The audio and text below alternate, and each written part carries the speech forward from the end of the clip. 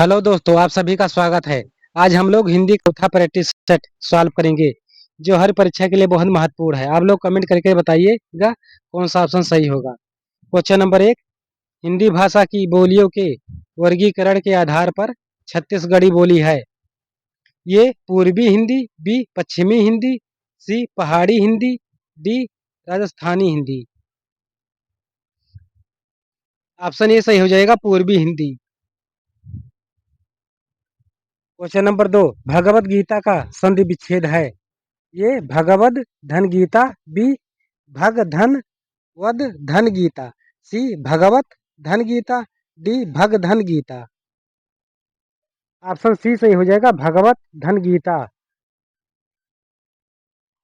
Question number 3। मनोरम का संधि विच्छेद होगा। ये मन धन ओरम, बी मन धन रम, सी मनो धन रम, डी मना धन रम। ऑप्शन डी सही हो जाएगा, मना धन रम। Question number 4। अंतरिक्ष का पर्यायवाची कौन सा होगा। ये पृथ्वी आकाश, बी सूर्यपथ नभ, सी बायोम आकाश, डी अनंत तारापथ। ऑप्शन डी सही हो जाएगा, अनंत तारापथ।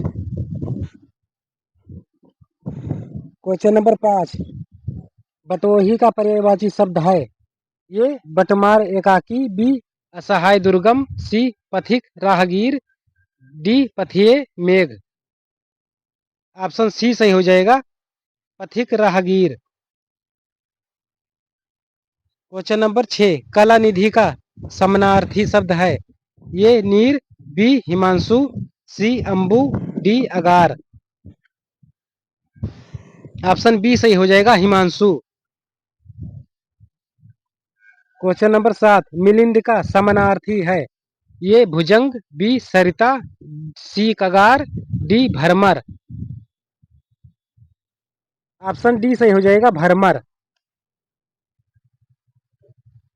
Question number 8। निर्मल का सही विलोम होगा। ये पवित्र, बी शुद्ध, सी मलिन, डी मृदु। ऑप्शन सी सही हो जाएगा, मलिन। Question number 9। जिससे किसी से लगाव ना हो। ये नसवर, बी लिप्सु, सी निर्लिप्त, डी अलगाववादी। ऑप्शन सी सही हो जाएगा, निर्लिप्त। Question number 10। जो कुछ जानने की इच्छा रखता हो। ये जिज्ञासु, बी जननी, सी जानकी, डी नीतज्ञ। ऑप्शन ये सही हो जाएगा, जिज्ञासु। Question number 11। मंत्री के आने पर जनता ने उन्हें आंख उठाकर भी देखा नहीं देखा। ये चुप रहना, बी जी चुराना, सी ध्यान तक न देना, डी अनसुनी करना। ऑप्शन सी सही हो जाएगा, ध्यान तक न देना। Question number 12। विपिन को समझाना बेकार है, वह तो औंधी खोपड़ी है। ये बेवकूफ आदमी, बी निपट मूर्ख, सी खोपड़ी उल्टा होना, डी सोते रहना। ऑप्शन बी सही हो जाएगा, निपट मूर्ख। Question number 13। अर्धसम मात्रिक छंद का अर्धसम मात्रिक जाति का छंद है। ये रोला, बी दोहा, सी चौपाई, डी कुंडलिया। ऑप्शन बी सही हो जाएगा, दोहा। Question number 14। चौपाई के प्रत्येक चरण में मात्राएं होती हैं। ये 11, बी 13, सी 16, डी 15। ऑप्शन सी सही हो जाएगा, 16 मात्राएं होती हैं। Question number 15। आंख के अंधे गांठ के पूरे मुहावरे का अर्थ है। ये धनी परंतु मूर्ख, बी गरीब किंतु अकलमंद, सी धनी परंतु अकलमंद, डी गरीब परंतु मूर्ख। ऑप्शन ए सही हो जाएगा, धनी परंतु मूर्ख। Question number 16। गागर में सागर भरना। ए संक्षिप्त बात को संक्षेप में कहना, बी संक्षिप्त बात को विस्तृत रूप में कहना, सी विस्तृत बात को संक्षेप में कहना, डी इनमें से कोई नहीं। ऑप्शन सी सही हो जाएगा, विस्तृत बात को संक्षेप में कहना।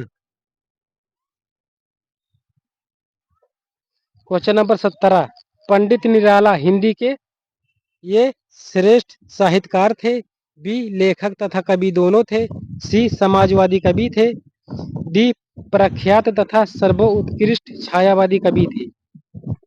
ऑप्शन बी सही हो जाएगा, लेखक तथा कवि दोनों थे। क्वेश्चन नंबर 18, बिहारी निम्नलिखित में से किस काल के कवि थे? ये वीरगाथा काल, बी भक्ति काल, सी रीति काल, डी आधुनिक काल। ऑप्शन सी सही हो जाएगा, रीति काल। क्वेश्चन नंबर 19, भक्ति काल की रामाश्रयी शाखा के निम्नलिखित में से कौन से कवि थे? ये सूरदास, बी मीराबाई, सी जायसी, डी तुलसीदास। ऑप्शन डी सही हो जाएगा, तुलसीदास। क्वेश्चन नंबर 20, नमक का दरोगा कहानी के लेखक हैं? ये जयशंकर प्रसाद, बी प्रेमचंद, सी गुलाब राय, D Ramchandra Shukla. Option B सही हो जाएगा, प्रेमचंद। क्वेश्चन नंबर 21, उपन्यास और कहानी का मूल अंतर है उसका? ये आकार प्रकार, बी विषय निरूपण, सी घटना का चयन, डी पात्रों की विविधता। ऑप्शन बी सही हो जाएगा, विषय निरूपण। क्वेश्चन नंबर 22, अवधी भाषा के सर्वाधिक लोकप्रिय महाकाव्य का नाम है? ये Padmavat, B Madhumalati, C Ramcharitmanas, D Mrigavati. Option C सही हो जाएगा, रामचरितमानस। क्वेश्चन नंबर 23, आचार्य महावीर प्रसाद द्विवेदी निम्नलिखित में से किस पत्रिका के संपादक थे? ये साहित्य संदेश, बी विशाल भारत, सी Vinay Patrika, D Saraswati. Option D सही हो जाएगा, सरस्वती। क्वेश्चन नंबर 24, सूरदास किस काल के कवि थे? ये रीति काल, बी भक्ति काल, सी आधुनिक काल, डी कोई नहीं। ऑप्शन बी सही हो जाएगा, भक्ति काल। क्वेश्चन नंबर 25, जायसी के सर्वोत्कृष्ट ग्रंथ का नाम है? ये Akhiri Salam, B Akhravat, C Padmavat, D Madhumalati. Option C सही हो जाएगा, पद्मावत। दोस्तों आज की क्लास समाप्त होती है, धन्यवाद।